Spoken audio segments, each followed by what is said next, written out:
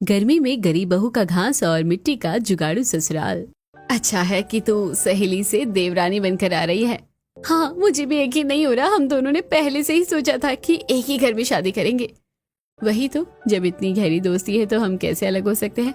अच्छा ठीक है, तुम भी शादी की तैयारी करो, मैं भी यहाँ पर तुम्हारे आने की तैयारी करती हूँ, बाद में बात करेंगे। इतना कहकर सीमा कॉल कट कर देती है और कॉल कट करते ही उसका मुंह बन जाता है। तुम्हें क्या लगता है कि मैं तुम्हारी खुशी के लिए इस घर में शादी करवा कर ला रही हूँ? अरे अगर मुझे तेरे साथ रखना होता तो पहले ही अपने देवर से शादी करवा देती। एक बार शादी करके आ तो सही, तब पता चलेगा कि असली क्या खेल है। सीमा का असली चेहरा कुछ और ही था। उसने पायल के सामने अलग तरीके से बात की और अकेले में कुछ और ही गहरा राज छुपा रही थी। जल्दी ही सीमा के गहरे राज का पर्दा उठने वाला है। फिलहाल आगे बढ़ते हैं। यहाँ दोनों घरों में शादी की तैयारी धूमधाम से चल रही थी। मुझे अच्छा लग रहा है बेटा कि तुम सीमा के ही ससुराल में जा रही हो। तुम दोनों बचपन की सहेली हो और हमेशा साथ पली बड़ी हो, इसलिए हमें तुम्हारी चिंता थोड़ी कम है। हाँ बेटी, बिल्कुल। अब सीमा के ससुराल वालों को उसके घर वाले भी अच्छे से जानते हैं और फिर वहां पर तुम्हारा साथ देने के लिए तुम्हारी सबसे अच्छी सहेली भी तो होगी। इस तरह शादी का दिन नजदीक आ जाता है और पूरे रीति रिवाजों के साथ दोनों की शादी हो जाती है और शादी के बाद उनका गृह प्रवेश करवाया जाता है। पायल गृह प्रवेश करके घर के अंदर आती है। घर में आने के बाद कुछ रस्में की जाती हैं। चलो अच्छा है कि सब कुछ सुख शांति से हो गया। मुझे तो बहुत खुशी हो रही है पायल तुम्हारे इस घर में आने की। हाँ भाभी, आपकी खुशी तो अलग से ही झलक रही है। एक तरफ सब खुश थे, लेकिन शांति के चेहरे पर एक मायूसी थी और उसे कोई चिंता सता रही थी। रोहन और पायल अपने कमरे में चले जाते हैं। वहीं दूसरी तरफ शांति सीमा से कहती है, क्या तुम्हें लगता है कि तुमने बिल्कुल सही किया है सीमा? हाँ मम्मी जी, इसमें क्या परेशानी है, सब ठीक तो है। इतना कहकर सीमा भी अपने कमरे में चली जाती है। अच्छा, क्या आपने फ्लैट देख लिया है? हाँ, देख रहा हूँ। वैसे मैं सोच रहा हूँ कि क्यों ना हम बाकी सबको भी अपने साथ ही ले चलें। अभी नहीं, पहले हमें वहाँ खुद जाकर देखना चाहिए। अभी रोहन की शादी हुई है, पहले उसे सब जिम्मेदारी लेने दीजिए, बस बाद में देखेंगे। हाँ ठीक है, तुम्हारी बात भी बिल्कुल सही है। उसके बाद सब सो जाते हैं और अगले दिन सुबह उठकर पायल सबके लिए पहली रसोई करती है। वो सबसे पहले सभी के लिए आटे का हलवा बनाती है। चूल्हा जलाकर उस पर कढ़ाई रखने के बाद वो आटे को घी में थोड़ा सा भून लेती है और उसको अच्छे से भून कर उसमें थोड़ी सी चीनी और पानी डालकर उसे अच्छे से मिक्स करके पकाने के बाद सबको खाने के लिए देती है। भाभी, हलवा तो आपने सच में बहुत ही स्वादिष्ट बनाया है। हाँ बहू, तेरे हाथों में तो एक अलग ही स्वाद है। हलवा वाकई बहुत स्वादिष्ट बना है। उसके बाद पायल सबके लिए खाना बनाने जाती है। वो सभी के लिए मीठे मीठे पेठे की सब्जी और साथ में आलू की भुजिया और गर्मा गर्म पूड़ी बनाती है। जब सभी हलवे के साथ ये सब खाते हैं तो सबको खाना बहुत स्वादिष्ट लगता है। सबसे पहले हमने सिर्फ मुंह मीठा करने के लिए हलवा खाया तो ये बहुत ही स्वादिष्ट लगा, और अब बाकी के खाने के साथ खा रहे हैं तो टेस्ट और दुगना लग रहा है। सच में बहू, तू तो बिल्कुल अन्नपूर्णा है। हाँ, खाना बहुत स्वादिष्ट है। हाँ चाची, आप तो मम्मी से भी ज्यादा अच्छा खाना बनाती हो। इस तरह सभी को पायल की तारीफ करते हुए देखकर सीमा अंदर ही अंदर जल भुनकर राख होने लगती है। इसी वजह से मैं इसकी शादी अपने देवर से नहीं करवाना चाह रही थी। जब देखो बस महान बनती रहती है। थोड़ी देर बाद जब मुंह दिखाई की रस्म होती है तो शांति की कुछ खास पड़ोसन वहां पर आती हैं। पायल उनके पैर छूती है और पड़ोसने पायल को देखकर उसे तोहफे देती हैं और कहती हैं, सच में शांति मानना पड़ेगा, छोटी बहू तो हीरा है हीरा, कितनी सुंदर और साथ में संस्कार भी है। हाँ, हमें तो तुम्हारी छोटी बहू देखकर बहुत ही खुशी हो रही है। हमें तुम्हारी छोटी बहू बहुत अच्छी लगी। अब ये सब सुनकर जो सीमा को जलने की कसर थोड़ी बहुत बची थी, वो बची कुची कसर भी अब पूरी हो जाती है। जहाँ देखो बस हर कोई इसी की तारीफ करता रहता है, इसलिए मैं नहीं चाहती कि कभी भी इसके साथ मैं सेम घर में रहूं, क्योंकि जब भी देखो हर जगह सबका ध्यान अपनी तरफ खींचने में लगी रहती है। इस तरह दिन बीत जाते हैं। एक दिन जब पायल और सीमा दोनों साथ में बैठकर खाना बना रही थी। कितनी ज्यादा गर्मी हो रही है। गर्मी तो अब बस बढ़ती जा रही है। इस गर्मी की वजह से तो हम बहुत परेशान हो जाएंगे। हाँ, गर्मी का कहर तो सच में बहुत बढ़ रहा है। इस गर्मी की वजह से हमेशा दिमाग भी गर्म रहता है, लेकिन मुझे खुशी है कि हम दोनों अब एक ही घर में हैं। पायल को तो खुशी हो रही थी, लेकिन अभी वो नहीं जानती थी कि एक मुसीबत उसका इंतजार कर रही है। 2 दिन बाद घर के बाहर एक टेम्पो आता है और उसके अंदर घर का मेन सामान लोड हो रहा था। अरे अरे, ये पुराना कूलर नहीं, वो नया कूलर रख दो। जी ठीक है। सीमा सारा सामान टेम्पो में लोड करवा लेती है। मुझे बिल्कुल अच्छा नहीं लग रहा सीमा कि तुम यहाँ से जा रही हो। मैं तो बिल की हमेशा साथ रहना चाहती हूँ। हे भगवान, ये कितना बोलती रहती है, बिल्कुल हाथ मुंह धोकर पीछे पड़ जाती है। बस जल्दी से यहाँ से जाऊं तो पीछा छूटे इससे मेरा। हाँ बिल्कुल, अगर सब साथ रहते हैं तो ज्यादा अच्छा होता है। मम्मी जी, आप तो अच्छे से जानती हैं कि हम यहाँ से जाकर खुश नहीं हैं, लेकिन अब इनकी नौकरी इतनी दूर हो गई है, इसी वजह से जाना तो पड़ेगा ही। इतना कहकर सीमा वहां से चली जाती है और अब घर में कम सदस्य रह जाते हैं। लेकिन अब पायल के लिए सिर्फ यही एक परेशानी नहीं थी, उसके लिए बल्कि एक और बड़ी चुनौती थी। आज दोपहर में फिर से रोहन जॉब से घर वापस आता है। वो कमरे में कपड़े बदलकर बिस्तर पर लेटा था, तब पायल वहां जाती है। आज आप ऑफिस से जल्दी घर आ गए? क्या आप हाफ डे लेकर आए हैं? अरे मुझे हाफ डे लेने की क्या जरूरत है, मैं तो सीधा नौकरी छोड़कर आया हूँ। यह बात सुनते ही पायल के पांव तले जमीन खिसक जाती है और वो परेशान होकर कहती है, क्या कहा? आपने नौकरी छोड़ दी? लेकिन आपने ऐसा क्यों किया? आपने इस एक हफ्ते के अंदर ये दूसरी नौकरी छोड़ी है। अगर आप ऐसा करोगे तो घर का खर्चा कैसे चलेगा? देखो, घर का खर्च को चलाना मेरी जिम्मेदारी नहीं है, ये सब तो भैया अपने आप देख लेंगे। लेकिन मैं किसी के यहाँ नौकरी नहीं कर सकता। जब देखो मुझे ऑर्डर मारते हैं। मैं तो अपना खुद का बिजनेस करना चाहता हूँ। मुझे तो अपना खुद का बिजनेस चाहिए और मैं अपनी मनमर्जी का मालिक बनूंगा। यह बात सुनकर पायल को गुस्सा आ जाता है। भैया पहले ही कितनी मेहनत कर रहे हैं और अब वो लोग फ्लैट में चले गए हैं, वहां पर उन्हें उसका होम लोन भी भरना है। अब भैया कब तक कमाकर ऐसे हमें देते रहेंगे? अब आपको भी कुछ करना चाहिए। सिर्फ इस रीजन की वजह से आप नौकरी नहीं छोड़ सकते, वरना घर में खाने के लाले पड़ जाएंगे। देखो, मुझे ज्यादा शिक्षा देने की जरूरत नहीं है, समझी ना। तुम्हें इस घर में आए हुए अभी सिर्फ 10 दिन हुए हैं, लेकिन तुम्हें नहीं पता ये घर ऐसा नहीं है, काफी अलग है। यहाँ सब चीज का इंतजाम हो जाता है। अब तुम जाओ यहाँ से और मुझे आराम करने दो और अपनी अगली इन्वेस्टमेंट के बारे में सोचने दो कि मुझे कौन सी शेयर मार्केट में इन्वेस्ट करना चाहिए। मुझे तो लगता है कि आपका बचा कुचा सब कुछ गंवाने का इरादा है। पिछली बार जो पैसे लगाए थे वो भी डूब गए हैं। कम से कम इस बार तो रहने दीजिए, ये एक जुआ है। लेकिन रोहन कहाँ पायल के समझाने से मानने वाला था। एक तरफ घर में राशन खत्म होने वाला था और वहीं दूसरी तरफ रोहन की लापरवाही। अब तो उसने बिल्कुल नौकरी ढूंढना भी बंद कर दिया, जिसकी वजह से पायल बहुत परेशान रहती थी। एक दिन, मम्मी जी, राशन खत्म हो गया है, अब हम क्या करेंगे? कोई बात नहीं बेटा, तू चिंता मत कर। मैं अभी पवन से कह देती हूँ, हमें कुछ वो पैसे भेज देगा। लेकिन मम्मी जी, भैया से इस तरह पैसे मांगना अच्छा नहीं लगता। पहले ही उनके ऊपर पैसों का लोड है, उनके ऊपर इस तरह और बर्डन डालना अच्छा नहीं है। मैं जानती हूँ बेटा, लेकिन हमारी मजबूरी है और हम उसके अलावा क्या कर सकते हैं? तुझे तो पता है कि रोहन का स्वभाव कैसा है। मुझे तो समझ नहीं आ रहा कि जब तुझे पहले ही पता था कि रोहन ऐसा है तो तूने उससे शादी करने के लिए हाँ क्यों कहा? नहीं मम्मी, मुझे शादी से पहले इन सब चीजों के बारे में कुछ भी नहीं पता था। ये बात सुनकर शांति के पांव तले जमीन खिसक जाती है। अरे मम्मी जी, आप चिंता मत कीजिए। मेरी फ्रेंड शादी करके यहाँ आएगी तो सब अच्छा हो जाएगा। हम दोनों इस घर में साथ रहेंगे। बेटा, मुझे उस चीज से कोई परेशानी नहीं है, लेकिन तुम तो रोहन की आदत के बारे में अच्छे से जानती हो ना। किसी भी लड़की की शादी रोहन से करवाना मुझे तो ठीक नहीं लगता। जब तक ये सुधर नहीं जाता तब तक इसकी शादी का कोई फायदा नहीं है। अरे मम्मी जी, आप चिंता मत कीजिए, मेरी सहेली आकर अपने आप सब ठीक कर देगी। उसे इस बारे में सब पता है। शांति भी आगे पायल को और क्या ही कहती। उदास होकर वो अपने बड़े बेटे पवन को फोन करती है।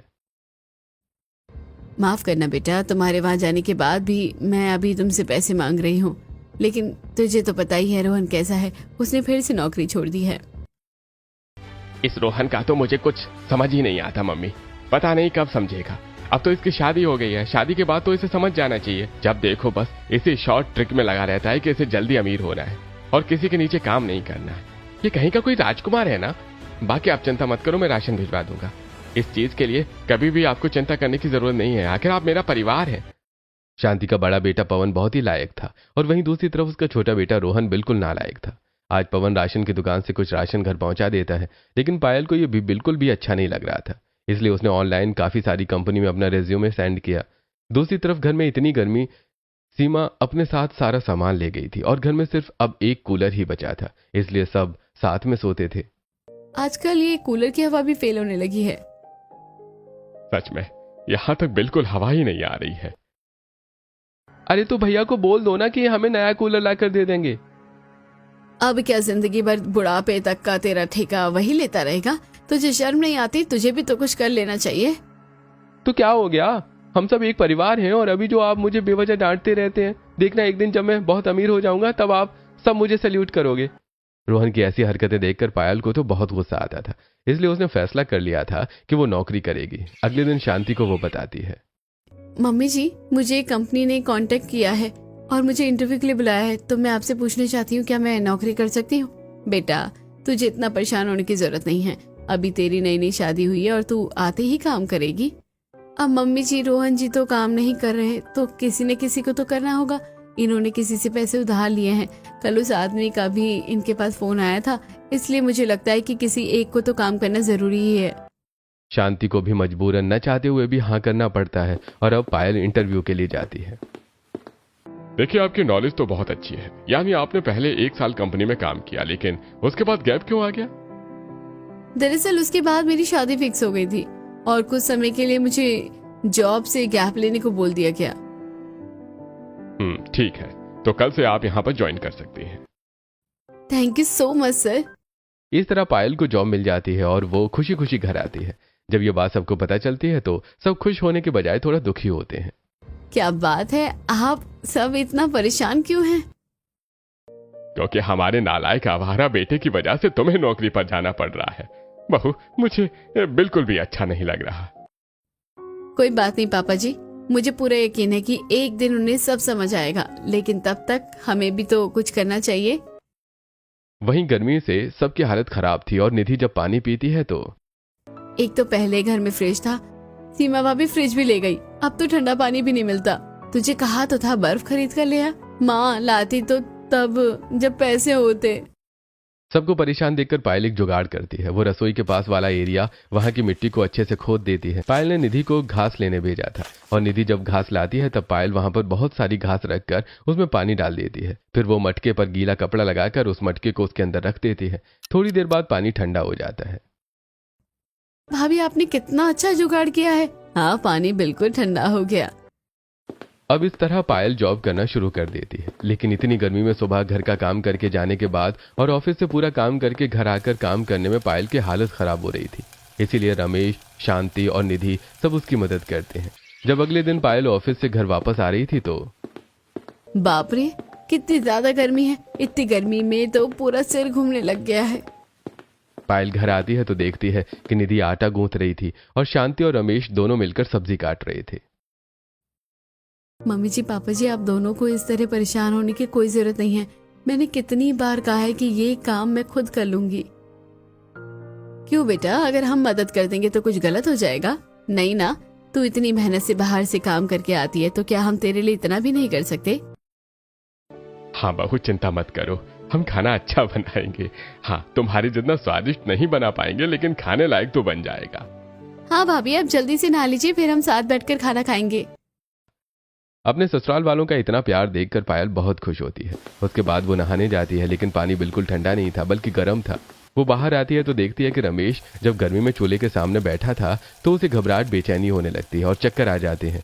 इस बात से सभी बहुत घबरा जाते हैं और उसे जल्दी से हॉल में लाकर चारपाई पर कूलर के सामने लिटाया जाता है। सब गर्मी की वजह से हुआ है। एक तो ये कूलर भी कितनी कम हवा देता है। सभी को गर्मी से परेशान होता देखकर पायल को बिल्कुल भी अच्छा नहीं लगता। गर्मी से सबकी हालत खराब हो रही थी और उसके पास इतने पैसे नहीं थे कि वो अभी कुछ नया कूलर या एसी खरीद सके। रात को वो इसी चिंता में सोती नहीं और करवटें बदलती रहती है। तब अचानक से पायल को एक आइडिया आता है। बचपन में हमें याद है हम कैसे मिट्टी के घर में रहते थे। हमारे गांव में तो ऐसी बहुत सी चीजें हैं, क्यों ना मैं अभी अपने गांव वालों के लिए ऐसा कुछ करूं, इससे उन्हें गर्मी कम लगेगी और फिर कुछ समय बाद मैं पैसे जमा करके उनके लिए कूलर ले आऊंगी। पायल को बहुत अच्छा आइडिया आता है। अगले ही दिन वो इस बारे में सबको बताती है और निधि के साथ जाकर तसले में नदी किनारे से मिट्टी लेकर आती है। भाभी, इस तरह तो हमें बहुत चक्कर लगाने होंगे मिट्टी के लिए। हाँ निधि, करना तो होगा, क्योंकि पापा जी की तबीयत गर्मी की वजह से कितनी खराब हो गई है। अगर किसी को भी हीट स्ट्रोक आ गया तो बहुत दिक्कत हो सकती है। इस तरह पायल और निधि दोनों गर्मी में बहुत मेहनत करती हैं और ढेर सारी मिट्टी लाकर आंगन में जमा कर लेती हैं। भाभी, आज तो बहुत थक गए हैं, अब बाकी काम कल कर लेंगे। अब पायल सबके लिए ठंडे पानी की शिकंजी बनाती है और जब सब पीते हैं तो सबको अच्छा लगता है। ओह, मजा आ गया, आपने बहुत अच्छी शिकंजी बनाई है। हाँ, आज तुमने इतनी मेहनत की, उसका रिवॉर्ड है। फिर तो लगता है कि डेली ही मेहनत करनी पड़ेगी। अब अगले दिन पायल ऑनलाइन एआई की मदद से घर को ठंडा रखने के लिए बहुत सी चीजों के बारे में पढ़ती और समझती है और उसके बाद निधि को दिखाती है। देखो, हमें घर को ठंडा करने के लिए ये सब करना होगा। सबसे पहले घर की दीवारों को मिट्टी और घास से लीपना शुरू करते हैं। अब पायल और निधि घर के अंदर की दीवारों को मिट्टी से लीपना शुरू करते हैं। उसमें शांति भी थोड़ी बहुत उनकी मदद कर देती है। पायल के मना करने के बाद भी शांति नहीं मानती और इस तरह उनका अंदर की दीवार का काम जल्दी ही खत्म हो जाता है। उसके बाद वो बाहर की दीवार को शुरू करते हैं। बाहर की दीवार को वो 3-3 बार कोट लगाते हैं। शाम तक वो बहुत थक जाते हैं। हालांकि काम बहुत थकाने वाला था, लेकिन आज ही कितनी ज्यादा राहत मिल रही है। हाँ, कमरा काफी ठंडा लग रहा है। उसके बाद अगले दिन वो फिर से काम शुरू करते हैं और पायल ने कुछ दिनों के लिए ऑफिस से छुट्टी ली थी। मैं जानती हूँ ये काम बहुत थकान वाला है, लेकिन हमें जल्दी ही काम खत्म करना होगा क्योंकि मुझे वापस ऑफिस भी जाना है। ज्यादा दिन छुट्टी भी नहीं ले सकती हूँ। इस तरह पायल अपने ससुराल वालों के साथ मिलकर आज छत को ठीक करती है। वो सबसे पहले उसके ऊपर मिट्टी की अच्छी खासी लेयर लगाती है और उसके बाद उसे घास से कवर कर देती है। घास से कवर करने के बाद पायल उसके ऊपर बहुत सारे पानी डाल देती है, जिसकी वजह से नीचे तक ठंडक आती है। अब आज वो खिड़की और दरवाजे का काम करते हैं। वो लोहे वाली खिड़की निकालने के बाद वहां पर मिट्टी से खिड़की को बंद करना शुरू करती है और उसके अंदर काफी बड़े बड़े होल कर देती है। भाभी, ऐसा स्ट्रक्चर तो मैंने पहले जमाने के किले और महलों में देखा था। हाँ निधि, ये पुरानी तकनीक है, इससे घर ठंडा होता है। अभी हम बाहर जाकर छोटी छोटी मिट्टी की दीवार और बनाएंगे, उसके बीच में स्पेस छोड़ेंगे। अब पायल और निधि दोनों बाहर आती हैं और घर की दीवार से थोड़ी सी स्पेस की दूरी पर वो मिट्टी की एक और दीवार बनाती हैं, लेकिन वो उसे पूरा बड़ा न करके आधी आधी दीवार बना देती हैं। वहां पर वो बहुत सारी घास डाल देती हैं। इससे जो घर का आधा हिस्सा है वो ऐसा लगेगा जैसे ये अंडरग्राउंड है। इसकी वजह से घर में बहुत ठंडक होगी, देखना। पायल और निधि ने घर के बाहर के स्पेस में आधी दीवार तक पूरी घास भर दी थी और उसे भी गीला कर दिया था। इस तरह घर का आधा हिस्सा चारों तरफ से आधा घास और मिट्टी से बनने के बाद ऐसा लगता है जैसे वो एरिया अब अंडरग्राउंड है। जब सब घर के अंदर आते हैं तो सबको बहुत ठंडक लगती है। बेटा, तूने कितना अच्छा जुगाड़ किया है। अब तो घर के अंदर कितना ठंडा ठंडा लग रहा है। हाँ बेटा, कोई भी हमारी बात को मजाक समझेगा, लेकिन ये तो वाकई ही बहुत कमाल का हो गया है। और तूने आधी दीवार वाला आइडिया तो बहुत अच्छा लगाया है। सच में ऐसा लग रहा है जैसे अंडरग्राउंड ठंडक वाले एरिया में आ गए हों। सच में भाभी, आपने तो जुगाड़ करके कमाल कर दिया। अब 2 दिन और लगेंगे और बहुत अच्छा जुगाड़ मैं आपको दिखाऊंगी। वो तो सबसे बेस्ट होगा। बाकी सब तो खुश हो रहे थे, लेकिन रोहन वहां आकर मुंह बनाता है। क्या इन सब चीजों में इतनी मेहनत करके टाइम वेस्ट कर रहे हो? भैया कोई बोल देना चाहिए था। तू तो एकदम आवारा है। तुझे खुद तो कुछ काम करना नहीं, बस दूसरों के भरोसे बैठना है। हर कोई रोहन को डांटता ही था, लेकिन उसे कोई असर नहीं पड़ रहा था। वहीं दूसरी तरफ, क्यों ना हम सबके लिए एक फ्रिज और कूलर खरीद कर दे दें? कोई जरूरत नहीं है। अब अगर आप भी उनकी सारी इच्छा पूरी करोगे तो रोहन कैसे सुधरेगा? फिर उसे कभी समय और पैसों की कीमत पता नहीं चलेगी। आपको उसे बिगाड़ना नहीं चाहिए, सुधारना चाहिए। तुम सही कह रही हो। अगर किसी को सब चीज मिल जाती है तो वो फिर कुछ नहीं करेगा। ठीक है, कुछ दिन करके देखते हैं।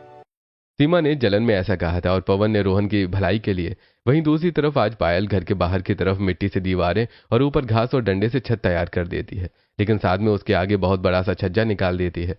यानी बाथरूम की छत सिर्फ उसकी 4 दीवारों तक सीमित नहीं रहती, बल्कि बहुत आगे तक आ जाती है, जिससे उस एरिया में छांव रहती है। ऐसा ही पायल आज घर की छत के साथ करती है और उनकी छत भी वो बहुत आगे तक बाहर निकालकर उसका छज्जा बना देती है। इस तरह तो हमारा आंगन भी ठंडा रहेगा।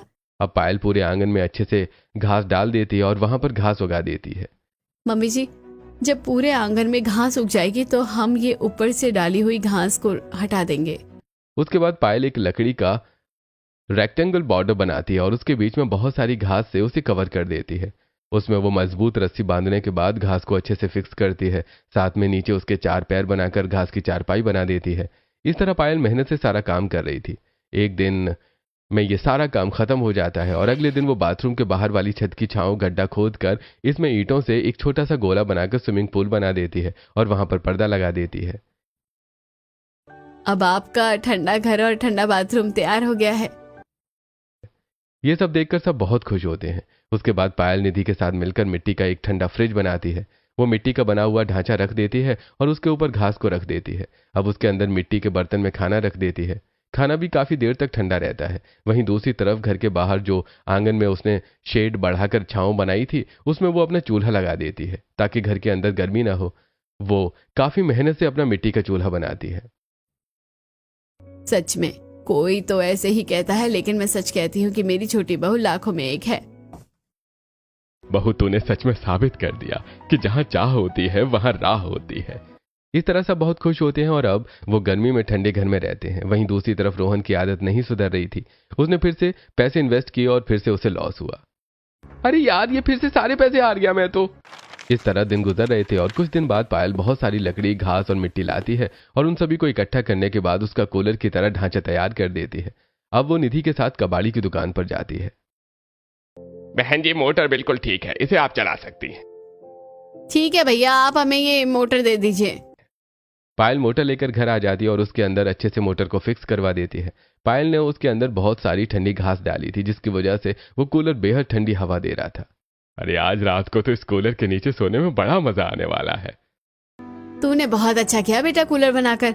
हमारे पुराने वाले कूलर की मोटर सच में खराब हो गई थी, क्योंकि उसके अंदर से तो हवा आनी बंद हो रही थी। बहुत कम हवा आती थी।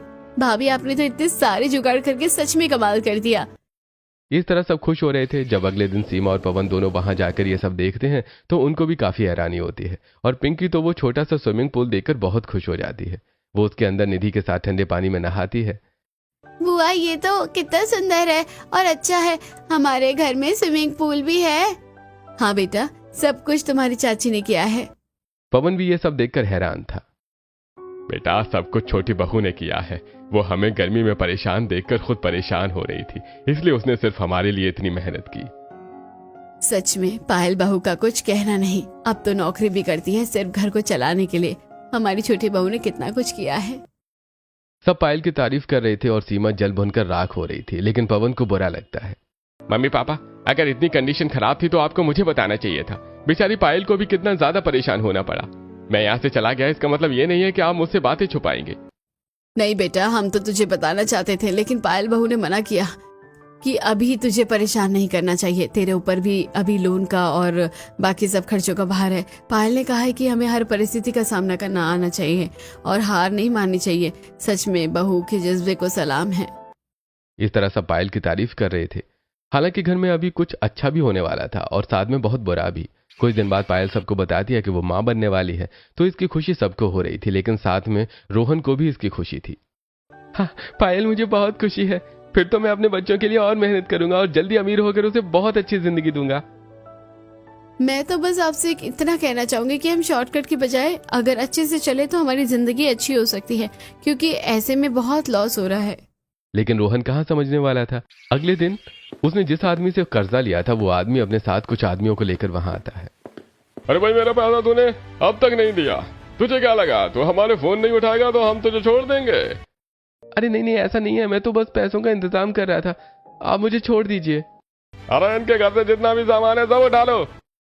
वो अंदर जाते हैं तो उन्हें कुछ खास सामान नहीं मिलता, बस लकड़ी का कूलर मिलता है। तो उन्हें गुस्सा आता है। वो वहां का सामान तोड़ देते हैं। पायल उन्हें रोकने की कोशिश करती है।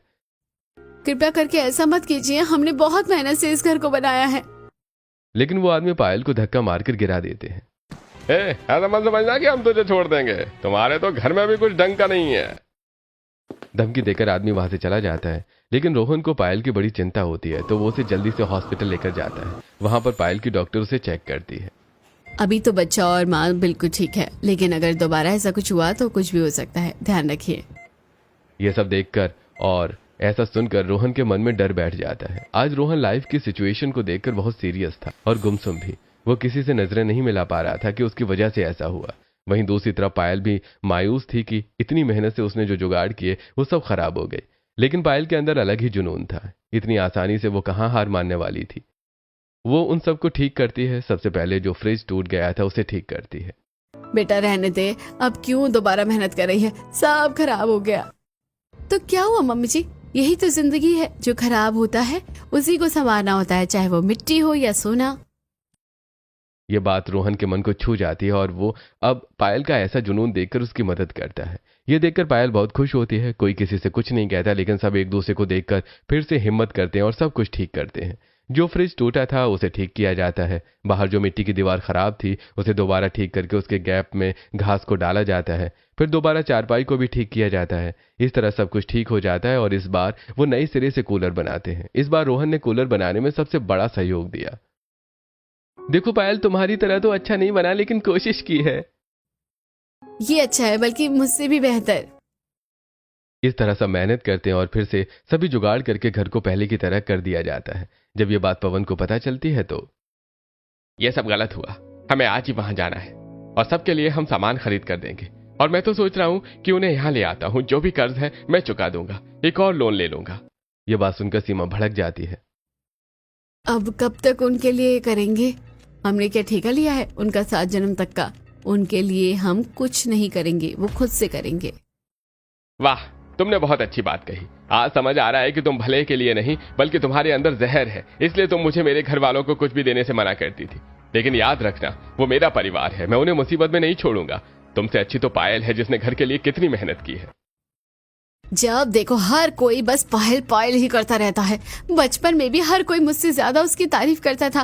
वो ज्यादा सुंदर है, वो ज्यादा अच्छी है, उसके मार्क्स भी मुझसे ज्यादा आते हैं। बस बहुत हो गया उसके लिए, मैं किसी को कुछ नहीं करने दूंगी। ये सब तुम्हारी जेलसी बोल रही है। इसलिए जब तुम्हें रोहन की सच्चाई पता चली तब तुमने जानबूझकर अपनी सहेली को इस शादी में फंसाया, क्योंकि उसे दुख देकर तुम्हें अच्छा लगता था। लेकिन उसने तुम्हारे लिए हमेशा अच्छा सोचा। उसका मन साफ है, वो दूसरों के लिए जीती है, इसलिए सब उसकी तारीफ करते हैं। तुम जब अपने घर वालों के लिए पैसे भेजती हो तब सब सही है।